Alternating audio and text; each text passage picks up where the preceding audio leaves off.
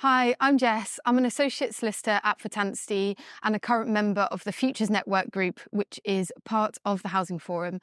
For our podcast session today, I'm going to be speaking with Corinne Daley, Director of Repairs at Sovereign Network Group. We're going to be speaking about Corinne's amazing journey through her career so far, how she got there, and the skills that she's developed to help her on the way to reach this incredible point in her career. So thank you so much for coming in today. Just by way of a quick bit of introduction, I'm Jess. So I'm part of our Futures Network at the Housing Forum, which obviously Sovereign is a member. So the idea is that we've got a project called the Skills Shortage Project this year. And instead of doing a sort of another paper about why there's a skill shortage in the housing industry, the construction industry, we wanted to have a chat with people and really sort of delve into people's experiences and how they've moved through the industry, what it's meant to them, how they've learned throughout their career, etc. So thank you so much for coming in and talking to us about your experience, which is amazing. So we've heard. So if you wouldn't mind just telling me a little bit about yourself and where you started, that would be brilliant. So my name's Corinne Daley. I am Sovereign Network Group's Repairs and Estate Services Director. I'm based out of their Wembley office. I have been with SNG, formerly Network Homes, for 9 years, so since 2015. But Yeah. my career in housing has spanned an incredible 26 years. Wow. Accidentally. Yeah. So essentially, we're rewinding the clock quite far back now. Some of you people weren't even born, but in the 90s, I left school. I was. And yes, I actually had an opportunity to go to Brunel University. I got an unconditional offer Yeah. and I did Freshers Week. I was like, oh no, this really isn't for Really? me. I think I'd like to work. I have always worked since I was kind of mid to late teens, and there was an opportunity for me to work where I was doing weekend casual work on a full-time basis. So I took that up. Fast forward, that kind of progressed. It was customer service and membership services. Mm-hmm. And I fast forwarded from there to an opportunity as a customer services technical support officer in an IT company. Yeah. And that's where I really came into my own in the respect of understanding who I was as an adult and what I wanted to achieve from Mm-hmm. work. It wasn't just about the money at that point. I understood what working meant and the difference sure. between having a job and potentially having a vocation. Yeah. So I was in IT, I was doing customer service and technical support, and it was quite a small company, but we had some really, really large customers, Mm-hmm. particularly in the education sector. And I was very often thrown in the deep end dealing with just mini crises that would pop up. But my product knowledge, which was forced upon me when I started, was such that quite often I was able to just work through, and then you moved on to the next issue. Yeah. So I had to work my notice for the opportunity to be made redundant as That's opposed to just hard. quit, which was really difficult. Yeah. And I was quite young. I was also under the threshold to qualify for redundancy through the Oh, I government see. scheme, which for the life of me, I don't recall what it was called. So that was a real kick in the gut to me because I'd worked really hard. I'd worked nearly 4 years at this organization and I got nothing when I left. Anyway, that was on a Friday. I contacted an agency and did a telephone interview, typing test, and was sent to Brent Council on the Monday morning on an assignment for 6 weeks Mm-hmm. to work for the Assistant Director of Housing, which was a bit of a blow for me because I had absolutely no interest in housing. Mm-hmm. It was my mum's gig. She worked in housing needs and had all these horror stories. And, you know, I'd often go and see her after school, go and meet her from work. And it was just really not a nice environment that I was presented with. And I just didn't want that. That wasn't for me. Anyway, I was there for 6 weeks and it was fine. I was going to get all these other job interviews, you know, like Mesh and Dell, and go back into the world of IT. And something just happened. And here I am 26 years later, still in the same sector, not really interested in the bright lights in the big city of IT anymore. For sure. No, that's so interesting. So what was it during that 6 weeks that made you think, do you know what? I think actually, despite your original conceptions of it, this is actually an industry that I am super interested in. So I suppose really it was the understanding that there was a flip side to that coin. So I had only seen the face of the coin that had been presented to me through my mum's experience. And behind the housing needs assessment was an entire service that arguably I didn't know existed. I knew about council housing, but I didn't know anything about the service provision that went with that term. Yeah. So that's what I was exposed to. I loved my role in IT of working with customers and being able to resolve problems. And it just seemed like housing was this huge problem that needed fixing in so many different places. And I was really, within that 6 weeks, working for the director, the assistant director of housing, I was exposed to nearly every department within housing, but also within the local authority. And I started to join the dots and understand how the machine worked. But beyond that, I started to visualize where I could fit in that machine. And because I was exposed to so many different aspects of housing services as it was, I was able to kind of really explore each department. So neighborhood management, income management, private sector leasing, and then found my home, which was in repairs, which I was exposed to through the private sector leasing side. So how did you move into repairs full time and develop your, obviously, expertise? You're a director. How did you manage to make that transition through the industry to get to there? So for me, it was very much about, it wasn't a game of snake and ladders at all, because there were no snakes. There are only ever situations from which you learn from. For sure. And so every decision you make needs to be thought through as to what next. So if I had taken an opportunity in a secondment because I thought that department would be great, but actually it turned out in reality it wasn't, just going back wasn't an option. I had to see it through. I'm one of those people, if I start something, I've got to finish it no matter how much I don't like it. Yeah. So it wasn't a matter of I didn't like any departments. I suppose, wasn't as enamored with what was happening there as I thought I potentially would be. When I was in the private sector leasing, I was very lucky because you're dealing with the neighborhood management aspect, managing the tenants and their income and dealing with all of that side of the housing sector, but also the private landlords and their repair obligations to ensure that we have a safe home for our residents that are in there, albeit on a temporary situation. And as I was growing up in housing, the landscape of housing was changing. So people were now going into temporary accommodation for much, much longer periods of time. We would tell people 5 years, but that would be 5 years in that property, potentially maybe extended to further. Really? 5 years was not, you will receive your permanent housing in 5 years. 5 years was how long we were probably going to be housing you in this temporary accommodation for. Yeah. And therefore, there was an obligation to ensure that whilst the private sector landlords were benefiting from the scheme that the government had put in place, actually, as a housing provider and a local authority with an obligation to our people, we were ensuring that benefit was safe and sound. Yeah. Really difficult balance for that. Very difficult balance. But I suppose what that really taught me was how to separate people from processes, but also emotion from fact. Because I could have gone home and cried every day that I wasn't able to fix something.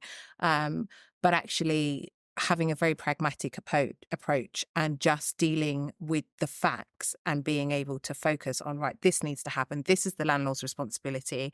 We're not going to allow it to go past this date. If it does, then this is what's, really mapping out what was going to happen and then getting it done and kind of, it's like, oh, I did that. It's like, what else can I do? Anything. So then an opportunity came up in repairs and I went for it. And like I said, it just felt like home. That's as crazy amazing. as it is. And as much as everybody wants to avoid repairs, Really? because it's a failure-led system. So failure demand is 98% of what we do. Yeah. In the respect of no one ever phones up and says to our customer service center, hi, I'm really enjoying. My tap's working today. Thanks. Great landlord. Put the phone down. There has to have been a failure at some point within the life cycle of that property or component within the property to prompt our interaction. Which is probably causing a lot of stress for the people that are living there. Very much so. And since COVID, we have seen a rapid incline in the use of our service, and that's because people are using properties very differently. Now we're at home a lot more. When you think of hybrid working, a tap Yeah. that was built to last 10 years is getting 10 years use in 10 Yeah. years now, Yeah, for or sure. less. So it's that adaptability, understanding where the needs are based on your previous experience and being able to compare what's happening today with previous years.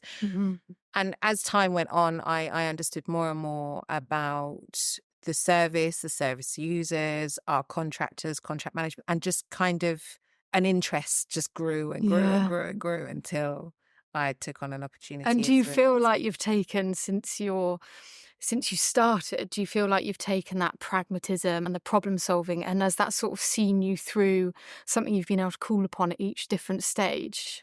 Yes and no. It hasn't come without its struggles. There have been days and scenarios whereby I genuinely haven't been able to see the wood for the trees. I've really had to lean on my colleagues, both within and outside of my directorate and my department. And we've really had to kind of put our heads together and work out what a resolve is.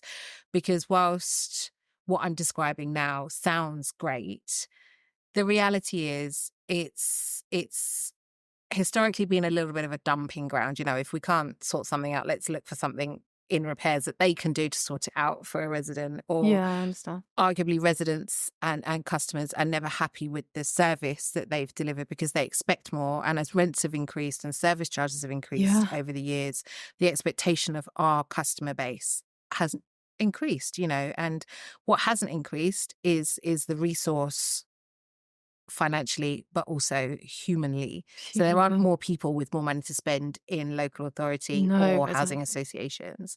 And so we really do rely on each other to get through, and each other's skills. We absorb the skills of our colleagues as Yeah, well we as do. sharing knowledge. And I'm a great advocate for sharing knowledge with the teams that I work with and my own team. Yeah, I completely agree with you. I think it's something really important, especially when you're next to each other.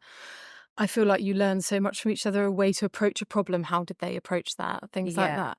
But it's just interesting to think about, because you've obviously moved a fair bit within the industry, but it's not something that you tend to see that much. Do you know why, in your perception, why that is, that people don't tend to make those moves? I think it's personal. I think people are either striving to achieve more or know what they want, and when they get it, are quite settled there. Yeah. And some people's strive is quite silent. I have always described myself as somebody who is not professionally ambitious, because I Yeah. didn't wake up and say, well, I grow up, I'm going to be a director of repairs. That's definitely not what happened.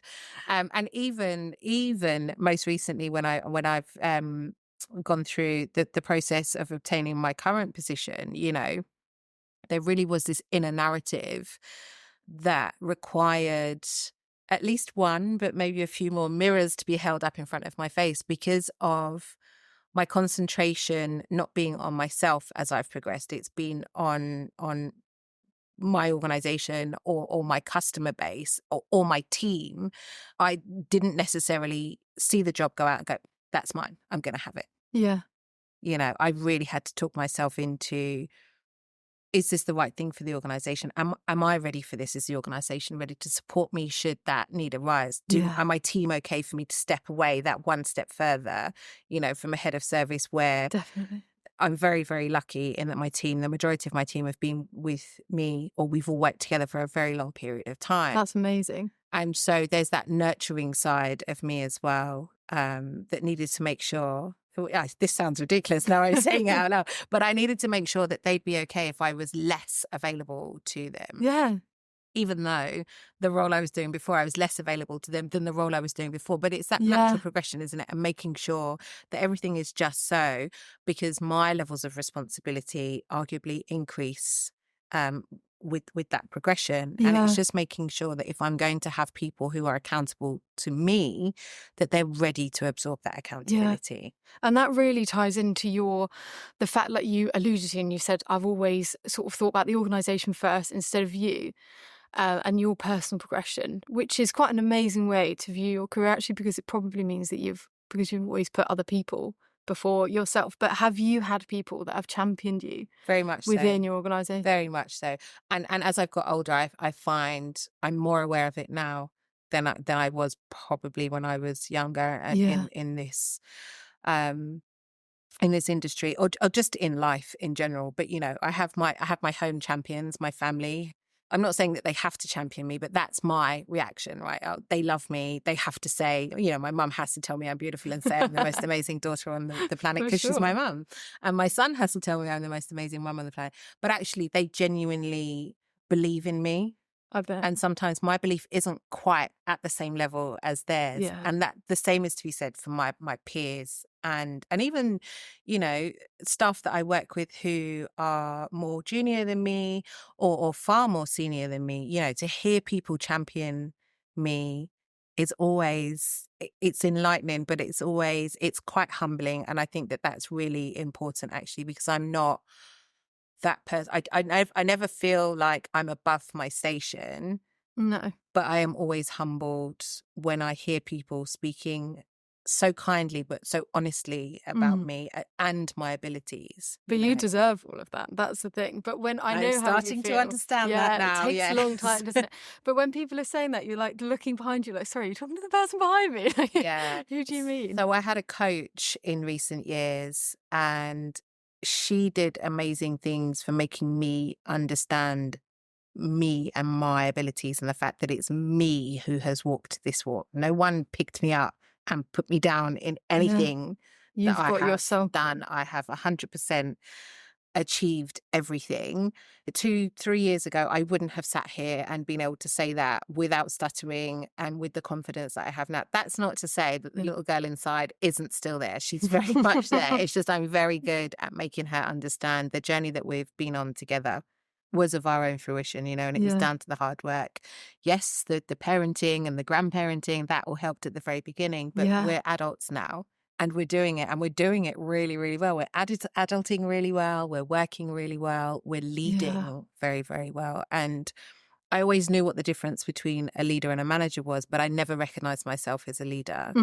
And going through the coaching process that I went through really gave me that opportunity to look at myself in a different light and understand that I am actually a leader. Yeah. And whilst I have been invested in by my organization and my employers, that has not just been for the betterment of them or for their benefit, but it's been for the betterment and the benefit of myself. And these are the results that I'm now getting as a result of that. So, and we've noticed, there's quite a lot of struggle to get people into the industry and to stay there. And can you notice that in your work, that it's quite difficult, not within your close team, like you mentioned, but just wider, that it's difficult to get people to the retention and the enthusiasm that you have to share that with other people? You noticing that's a I am, and it is across the board.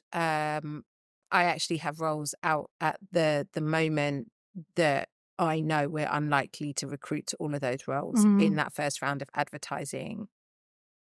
And it's housing is not sexy. But people know that now. We have lost the 80s and the early 90s where, you went into local authority, you went into the NHS or into a registered provider and you had a job for life. That doesn't exist anymore. We have to work really hard. The resources, as I said, are limited. And I just think that people probably don't get exposed to anything other than they read in the press or hear about in the press when it comes to housing. As a sector, I think we're missing a ticket. I don't think we're doing enough to promote the absolute unsexiness but great fun of our industry. And the variety of roles, the fact that there are opportunities for young people. I am still young. I still consider myself quite young. Back in the day when I had first come in, one of the things that actually was really, really invoking for me was the assistant director that I was working for was female and young.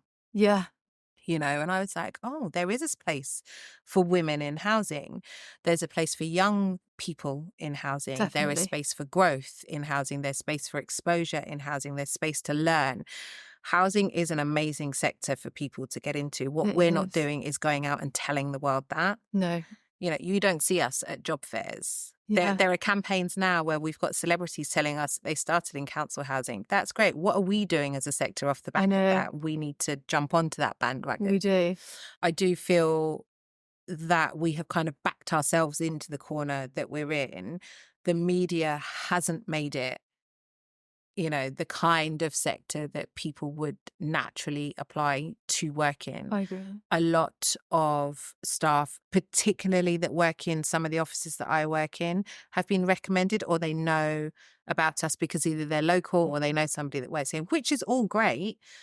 But what about everyone else that we're missing? Why aren't we at unis giving talks? Just to teach people the opportunities, the variety that you can find and the longevity. Very and much the opportunity for personal progression. I think that's something that really needs to be focused on. But so say you're at a careers fair, you have someone come up to you and they say, look, I just want one piece of advice to start my career in housing. What would you, if you could pick, what would you say to them? Be open-minded and believe in yourself. Don't come in with any formed opinions. So of course I did. That's exactly what I did. But that was because I had your mum, a kind of third hand or a third eye in on it. But I'm open-minded enough that my opinions were able to be reversed. Yeah. And I was actually able to see beyond the opinions that had been formed. Yeah, that's amazing. You know, it's work is not called fun because it's not fun all of the time. No. But we have, if you are part of a team that is supportive, that fun comes naturally. This really is somewhere that you can come in at the most junior level. We are consistently growing people through the organisation. I have a colleague who consistently tells the rest of the organisation that I'm stealing her staff, and that's why she's constantly recruiting, which is absolutely true. But also, they're in the contact centre. They're exposed to all aspects, much like I was when I first came in. And they're choosing to come and work into repairs. Yeah. By hell are we going to make that really fun? Yeah, definitely. You know, they're already exposed to some of the things that they do. We invest in our people, regardless of which department you're in. You know, some of the training opportunities that you get when you work in housing just aren't available. No. You know, to Joe Blogs and the public. And so it really is somewhere that you can come and you can grow and you can learn about yourself and others. And you really are in a situation and given an opportunity to give back. You know, it's public facing.